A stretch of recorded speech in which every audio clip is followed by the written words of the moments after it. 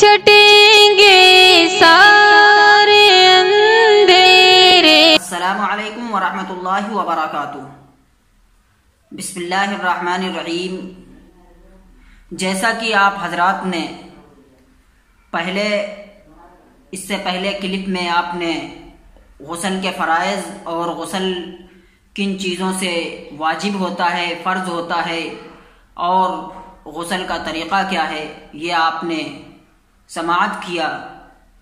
तो चलिए आज हम गुस्ल के बाद वज़ू का तरीक़ा आप हजरात के सामने रखते हैं। लेकिन गुस्ल का तरीक़ा बयान करने से पहले आप अपने जहन में इस चीज़ को रखें कि वज़ू जिस चीज़ से किया जाता है, वज़ू के लिए जो चीज़ ज़रूरी है वो पानी है। क्योंकि पहले दौर में लोटे जग का इस्तेमाल किया जाता था, लेकिन आज का वो दौर है ना ही मस्जिदों के अंदर लोटे होते हैं और ना ही घरों में होते हैं, बल्कि हर जगह टंकियों का इंतज़ाम है। हर जगह घरों के अंदर, मस्जिदों के अंदर टंकियों का इंतज़ाम कर दिया गया है ताकि बंदे को कोई तकलीफ ना हो। तो इसमें सबसे बड़ी चीज़ और सबसे बड़ी कोताही जो इंसान से होती है वो ये होती है कि पानी का इसराफ। इंसान जब वज़ू करता है तो वो वज़ू तो करता है, लेकिन उसको इस चीज़ का एहसास नहीं रहता कि वज़ू करते करते भी गुनाह कमाता है। क्योंकि अल्लाह तबारक व तआला की बेबहा नेमतों में से एक नेमत सबसे बड़ी पानी है। सबसे बड़ी नेमत पानी है और पानी का इसराफ वज़ू में अक्सर व बेशतर लोग करते रहते हैं और उनको इस चीज़ का एहसास नहीं होता कि हम ये गुनाह कर रहे हैं या फिर सवाब का काम कर रहे हैं। तो मेरे अजीज़ों, इस चीज़ को अपने जहन और दिमाग के अंदर ज़रूर रखें कि आप या तो अपनी टंकी को अपने कंट्रोल में रखें तब वज़ू करें, या फिर आप अपने वज़ू के लिए एक लोटे का इंतज़ाम करें ताकि आपका वज़ू अच्छी तरीक़े से और सुन्नत तरीक़े से हो सके और आपसे कोई गुनाह भी सरज़द ना हो। तो आइए अब हम शुरू करते हैं वज़ू का तरीक़ा कि वज़ू का तरीक़ा क्या है। वज़ू करने से पहले हम बिस्मिल्लाह पढ़ें, बिस्मिल्लाहिर्रहमानिर्रहीम। फिर उसके बाद अपने दोनों हाथ गट्टों तक, ये हमारे गट्टों तक अपने दोनों हाथ 3 मरतबा धुलें।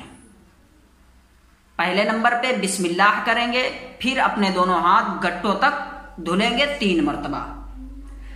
3 मरतबा अपने गट्टों तक हाथ धुलेंगे। फिर उसके बाद हम कुल्ली करेंगे गरारे के साथ अगर रोज़ा ना हो।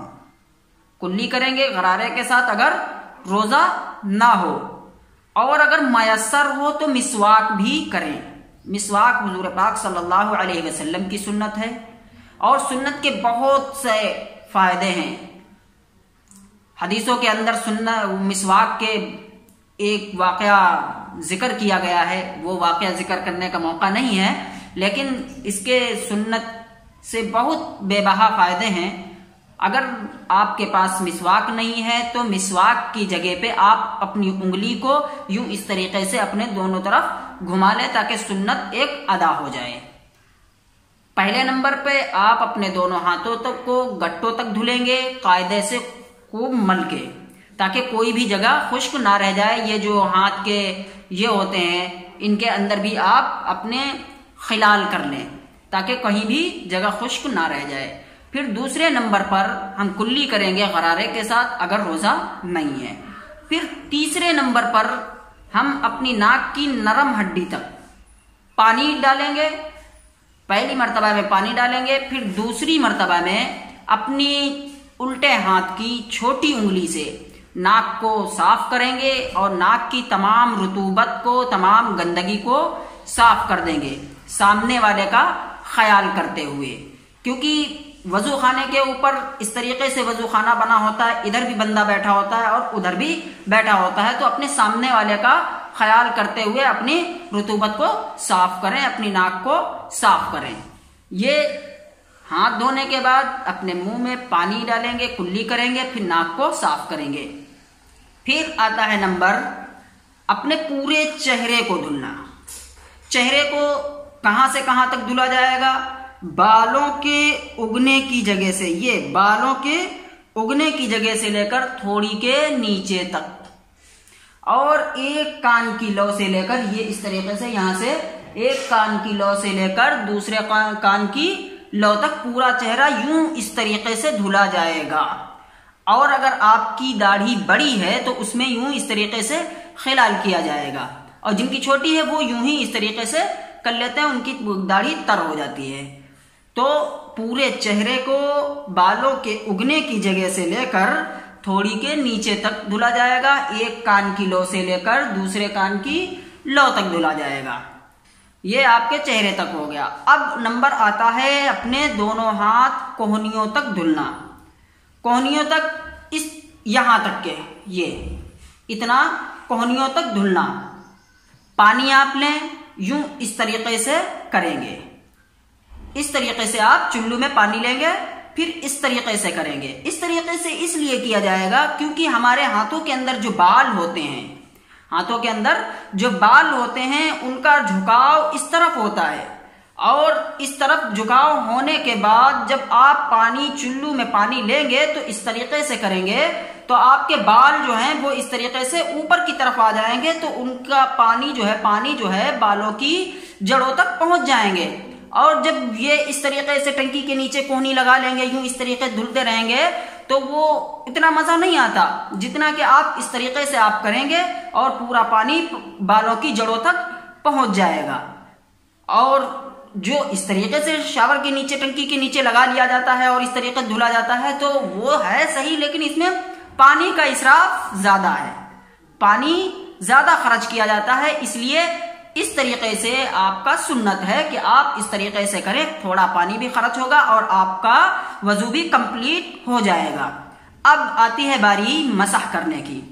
मसाह जो आमतौर से मसाह का तरीका राइज है कि आप इस तरीके से 3 उंगलियां करें, ये इस तरीके से करें, फिर आगे लाएं, ये कहीं भी हदीस से साबित नहीं है, इसका सुन्नत से कोई भी ताल्लुक नहीं है। क्योंकि हुजूर पाक सल्लल्लाहु अलैहि वसल्लम ने फरमाया कि अद्दीनु युस्रुन, अद्दीनु युस्रुन, दीन बहुत आसान है। अगर हम अपने सामने वाले बंदे को ये करके बतलाए कि इस तरीके से मसाह किया जाएगा, ये इस तरीके से यहां ले जाए, फिर यहां से ये वापस लाए, फिर कान में डालें, फिर ये तो आदमी कंफ्यूज हो जाएगा। तो ये बहुत ही सख्त मामला है और हमारा दीन ऐसा नहीं है कि इंसान के ऊपर सख्ती बरते, हमारा दीन बहुत आसान है। तो ये जो तरीका राइज है, ये 3 उंगलियों वाला इस तरीके से, ये तरीका सुन्नत नहीं है, इसका कहीं भी सबूत नहीं मिलता है। बल्कि तरीका क्या है कि आप अपने दोनों हाथों को तर कर लें पानी से, फिर इस तरीके से आप यूं इस तरीके से पीछे ले जाएं, आपका मसाह हो गया। एक हदीस में यह भी साबित है कि आप पीछे से आगे भी ला सकते हैं इस तरीके से। एक हदीस में यह भी साबित हुआ है कि आप यूं इस तरीके से पीछे ले जाएं, फिर आगे ला सकते हैं। ये दोनों तरीके हैं।